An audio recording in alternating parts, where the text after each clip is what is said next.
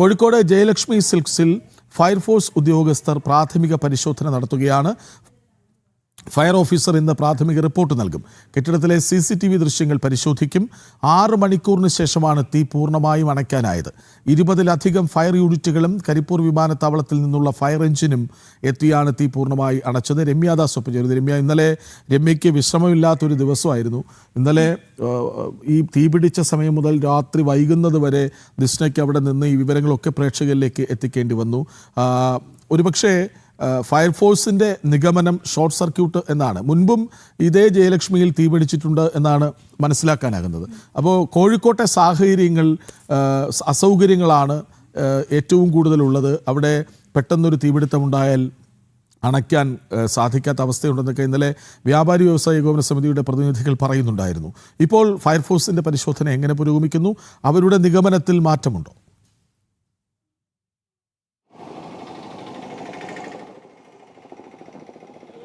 കൃഷ്ണരാജ്, ഇന്നലെ ഏകദേശം, കാരണം എനിക്ക് വലതുവശത്തായി കാണുന്ന ഈ ജയലക്ഷ്മി സിൽക്സിലാണ് ഇന്നലെ ഏകദേശം വൈകിട്ട് ഒരു 6 മണിയോടുകൂടി ഒരു തീപിടുത്തം ഉണ്ടാകുന്നത്. ആദ്യഘട്ടത്തിൽ നേരത്തെ കൃഷ്ണരാജ് സൂചിപ്പിച്ചതുപോലെ തന്നെ ആദ്യഘട്ടത്തിൽ വലിയ പ്രായോഗിക ബുദ്ധിമുട്ടുണ്ടായിരുന്നു. കാരണം ഈ കോഴിക്കോട് നഗരത്തെ ഈ ഫയർ സ്റ്റേഷൻ എന്ന് പറഞ്ഞ ബീച്ച് ഫയർ സ്റ്റേഷനാണ് ഏറ്റവും അടുത്തുള്ളത്. പക്ഷേ അവിടെ ഈ പറഞ്ഞ പോലെ പലതവണ നമ്മൾ വാർത്തകൾ നൽകിയതാണ് അവിടുത്തെ ബുദ്ധിമുട്ടുകൾ അല്ലെങ്കിൽ പ്രായോഗികമായിട്ടുള്ള തടസ്സങ്ങൾ. കാരണം 3 യൂണിറ്റാണുള്ളത്. ഫയർഫോഴ്സിന് കൃത്യമായി തന്നെ ഓഫീസുകളോ അല്ലെങ്കിൽ കെട്ടിടങ്ങളോ ഇല്ല. താൽക്കാലികമായ ഷീറ്റ് കൊണ്ട് മറച്ച ഒരു കെട്ടിടം എന്ന് പറയാൻ കഴിയില്ല, ഷീറ്റ് കൊണ്ട് മറച്ച ഒരു സംവിധാനത്തിലാണ് അവിടെ ഫയർ എഞ്ചിൻ ഉൾപ്പെടെയുള്ളവർ നിൽക്കുന്നത്. അങ്ങനെ പരാധീനങ്ങൾക്ക് നടുവിലാണ് ബീച്ച് ഫയർ സ്റ്റേഷൻ. എന്നാൽ ഇത്തരത്തിൽ പലതവണയായി പലയിടങ്ങളിലായി ഈ കോഴിക്കോട് നഗരത്തിൽ വലിയ തീപിടുത്തങ്ങൾ ഉണ്ടായിട്ടുണ്ട്. നമുക്കറിയാം, ഏകദേശം മാസങ്ങൾക്ക് മുന്നാണ് മൊഫ്യൂസ് ബസ് സ്റ്റാൻഡിൽ തീപിടുത്തം ഉണ്ടായത്. അന്നെല്ലാം തന്നെ ഈ വിഷയം വലിയ തോതിൽ തന്നെ അധികാരികൾക്ക് എത്തിച്ചിരുന്നു. പക്ഷേ ഇതിൽ നിന്ന് നമുക്ക് മനസ്സിലാവുന്നു, ഇന്നലെ കൂടി ഉണ്ടായി തീപിടുത്തം നമുക്ക് മനസ്സിലാവുന്നു, ഇതിൽ നിന്നും അധികാരികൾ പാഠം പഠിച്ചില്ല എന്നൊരു വിഷയം തന്നെയാണ്. കാരണം ഈ ഏകദേശം 6:10 കൂടി ഈ ജയലക്ഷ്മിയുടെ 2ാമത്തെ നിലയിൽ ഒരു തീപിടുത്തം ഉണ്ടാകുന്നു. ഇത് ആദ്യഘട്ടത്തിൽ ഒരു ഫയർ ഫോഴ്സ് യൂണിറ്റ് ആയിരുന്നു ഇവിടെ എത്തിയിരുന്നത്. പക്ഷേ അവർക്ക് പ്രായോഗികമായി പല ബുദ്ധിമുട്ടുകൾ ഉണ്ടായിരുന്നു. കാരണം ഈ ബിൽഡിങ്ങിന്റെ രീതി നമുക്ക് കാണുമ്പോൾ ദൃശ്യമാകും. കാരണം ചില്ലുകൊണ്ട് മറച്ച ഒരു ബിൽഡിംഗ് ആണ്. അതുകൊണ്ട് തന്നെ ആദ്യഘട്ടത്തിൽ അവർക്ക് ഉള്ളിലേക്ക് വെള്ളം എത്തിക്കാൻ കഴിഞ്ഞിരുന്നില്ല. പിന്നീടാണ് ഈ തീ വലിയ രീതിയിൽ തന്നെ, കാരണം ഇത് ഇവരുടെ ഗോഡൌൺ ഉണ്ട്. കാരണം പെരുന്നാളൊക്കെ പ്രമാണിച്ച് വസ്ത്രങ്ങളുടെ ഒരു ശേഖരം തന്നെ ഇവർ എത്തിച്ചിരുന്നു എന്നാണ് നമുക്ക് മനസ്സിലാക്കാൻ കഴിയുന്നത്. അത്തരത്തിൽ ഒരു ഗോഡൌണിന്റെ സമീപത്താണ് ഒരു തീ പിടിക്കുന്നത്. പിന്നീട് ഈ തീ വല്ലാത്ത രീതിയിൽ തന്നെ പടർന്നു പിടിക്കുന്ന ഒരു കാഴ്ചയാണ് നമുക്ക് ഇന്നലെ കാണാൻ കഴിഞ്ഞത്. തുടർന്നാണ് കൂടുതൽ ഫയർഫോഴ്സ് യൂണിറ്റുകൾ ഇങ്ങോട്ട് എത്തിച്ചത്. ഇതിൽ കരിപ്പൂരിൽ നിന്നുള്ള അത്യാധുനിക സംവിധാനത്തോടു കൂടിയ യൂണിറ്റും ഇങ്ങോട്ട് എത്തിച്ചു. ഏകദേശം 6 മണിക്കൂറിനകം എടുത്താണ് ഈ ഒരു തീ ഒന്ന് നിയന്ത്രണ വിധേയമാക്കാൻ ഇന്നലെ സാധിച്ചത്.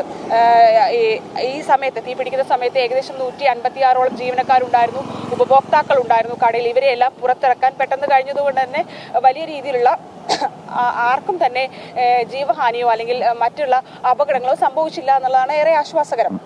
തുടർന്നാണ് ഏകദേശം വളരെ വൈകി ഏകദേശം 6 മണിക്കൂറിനടുത്ത് തീ അണയ്ക്കാൻ ഫയർഫോഴ്സ് ഉൾപ്പെടെ കഴിഞ്ഞത്. ഇന്നാണ് ഇതുമായി ബന്ധപ്പെട്ടുള്ള കൂടുതൽ അന്വേഷണങ്ങളിലേക്ക് ഫയർഫോഴ്സ് ഉൾപ്പെടെ നടക്കുക. കാരണം രാവിലെ നമ്മൾ വന്നപ്പോൾ തന്നെ ദൃശ്യങ്ങൾ വ്യക്തമായിരുന്നു. ചെറിയ രീതിയിൽ തന്നെ പലയിടങ്ങളിൽ നിന്നായി പുകയുന്നൊരു കാഴ്ചയൊക്കെ ഉണ്ടായിരുന്നു. എങ്കിൽ തന്നെയാലും ആശ്വാസകരം തന്നെയാണ്. ഫയർഫോഴ്സ് അംഗങ്ങൾ അകത്തുണ്ട്. അവർ പരിശോധന നടത്തിക്കൊണ്ടിരിക്കുകയാണ്. ഇതുമായി ബന്ധപ്പെട്ടുള്ള കൂടുതൽ പരിശോധനകൾ ഇന്ന് വിവിധ വകുപ്പുകൾ നടത്തും. എന്തുകൊണ്ടാണ് ഇത്തരത്തിലൊരു തീപിടുത്തം ഉണ്ടാകുക? നേരത്തെ കൃഷ്ണരാജ് സൂചിപ്പിച്ചതുപോലെ 2023-ലും സമാനമായ ഒരു തീപിടുത്തം ഈ കെട്ടിടത്തിൽ ഉണ്ടായിരുന്നു. പക്ഷെ അത് വലിയ തോതിൽ ഇന്നലെ ഉണ്ടായതിന് അത്രത്തോളം തീവ്രമായ രീതിയിലേക്ക് ആ തീപിടുത്തം ഉണ്ടായിരുന്നില്ല. പക്ഷെ അതിനുശേഷം ഈ റിനോവേഷൻ പരിപാടികളെല്ലാം ചെയ്തുകൊണ്ടാണ് വീണ്ടും ഈ സ്ഥാപനം തുറന്നു പ്രവർത്തിച്ചത്. ഇപ്രാവശ്യവും ഇത്തവണയും ഇന്നലെയും അതേ സ്ഥലത്ത്, കാരണം കഴിഞ്ഞ തവണ 2023-ൽ ഉണ്ടായ തീപിടുത്തം ഉണ്ടായ സമാനമായ മേഖലയിൽ തന്നെയാണ് തീപിടുത്തം ഉണ്ടായത് എന്നുള്ളതാണ് നമുക്ക് അറിയാൻ കഴിയുന്നത്. എന്ത് തന്നെയായാലും കൂടുതൽ പരിശോധനകൾ വ്യക്തമാകേണ്ടത്. നിലവിൽ ഇപ്പോൾ പ്രാഥമികമായി തന്നെ ഷോർട്ട് സർക്യൂട്ടാണ് ഇത്തരത്തിലൊരു തീപിടുത്തത്തിന് കാരണം എന്നുള്ള നിഗമനത്തിലാണ് ഫയർഫോഴ്സ് ഉള്ളത്. ഇതുമായി ബന്ധപ്പെട്ട കൂടുതൽ അന്വേഷണങ്ങൾ ഇന്ന് നടക്കും. അതുപോലെ തന്നെ ഈ ഓഫ് സീസൺ ആയതിനാൽ കൂടുതൽ ഉപഭോക്താക്കൾ കടയിൽ ഉണ്ടായിരുന്നില്ല എന്നതും ഏറെ ആശ്വാസകരമാണ്. പക്ഷേ പെരുന്നാൾ സംബന്ധിച്ചുള്ള സ്റ്റോക്കുകൾ ഉൾപ്പെടെ കടയിൽ ഉണ്ടായിരുന്നു. അതുപോലെ തന്നെ ഈ തീപിടുത്തത്തിന്റെ കാരണം കൂടുതലായിട്ട് ഈ CCTV ദൃശ്യങ്ങൾ ഉൾപ്പെടെ ഇന്ന് പരിശോധിച്ചുകൊണ്ടാണ് ഇന്ന് കൂടുതൽ അന്വേഷണങ്ങൾ നടക്കുക. നിലവിൽ ഇപ്പോൾ ഫയർഫോഴ്സ് അംഗങ്ങൾ കെട്ടിടത്തിനകത്ത് പരിശോധന നടത്തിക്കൊണ്ടിരിക്കുകയാണ്. കാരണം ഞാൻ നേരത്തെ സൂചിപ്പിച്ചതുപോലെ ആദ്യഘട്ടത്തിൽ നമ്മൾ എത്തുമ്പോഴെല്ലാം ഇവിടെ പലയിടങ്ങളിൽ നിന്നായി പുക ഉയരുന്നൊരു കാഴ്ച നമുക്ക് കാണാൻ സാധിച്ചിരുന്നു. അതിനാൽ തന്നെ എവിടെയെങ്കിലും ഇത്തരത്തിൽ ഒരു തീ ഉണ്ടാവാനുള്ള സാധ്യതയാണ് അവർ പരിശോധിക്കുന്നത്.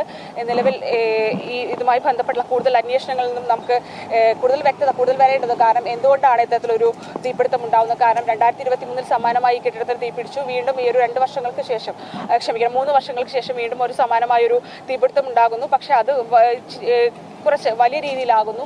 അപ്പോൾ ഇതുമായി ബന്ധപ്പെട്ടുള്ള അന്വേഷണങ്ങൾ കൂടുതലായി വരേണ്ടതുണ്ട്.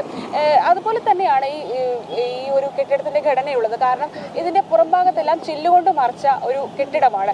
അതിൽ ഇവരുടെ പരസ്യ ബോർഡുകളുണ്ട്. ഇത്തരത്തിൽ ആദ്യഘട്ടത്തിൽ ഇന്നലെ ഫയർഫോഴ്സ് യൂണിറ്റുകൾ ഇവിടെ എത്തുമ്പോൾ അവർക്ക് ഏറെ പ്രയാസകരമായ ഒരു കാര്യം, ഈ ചില്ലുകൾ തകർത്തിട്ട് വേണമായിരുന്നു അകത്തേക്ക് വെള്ളമടിക്കാൻ. അതിന് അവർക്ക് ഏറെ പ്രയാസകരമുണ്ടായിരുന്നു. അതിനാൽ തന്നെയാണ് ഈ ഒരു തീപിടുത്തത്തിന്റെ വ്യാപ്തി കൂട്ടിയത് നമുക്ക് പറയാൻ കഴിയും. അങ്ങനെ അത്തരത്തിലുള്ള അന്വേഷണങ്ങളെല്ലാം ഇന്ന് നടക്കും. തീപിടുത്തമുള്ള കാരണങ്ങൾ അറിയാൻ കഴിയുമെന്ന് തന്നെയാണ് നമ്മൾ രേഷ്മ. രമ്യ, അതായത് ഇന്ന് ഈ തീപിടുത്തത്തിന്റെ കാരണം അന്വേഷിച്ചുകൊണ്ടുള്ളൊരു അന്വേഷണം ഉടൻ തന്നെ നടക്കുമെന്നാണ് നമുക്ക് ഷോർട്ട് സർക്യൂട്ട് ആണെന്നാണ് പ്രാഥമിക നിഗമനം വരുന്നത്. അപ്പോൾ സ്വാഭാവികമായിട്ടും ഈ പെരുന്നാൾ വിപണി ലക്ഷ്യമിട്ട് വാങ്ങിവെച്ച ഒരുപാട് തുണിത്തരങ്ങളുണ്ടാവും.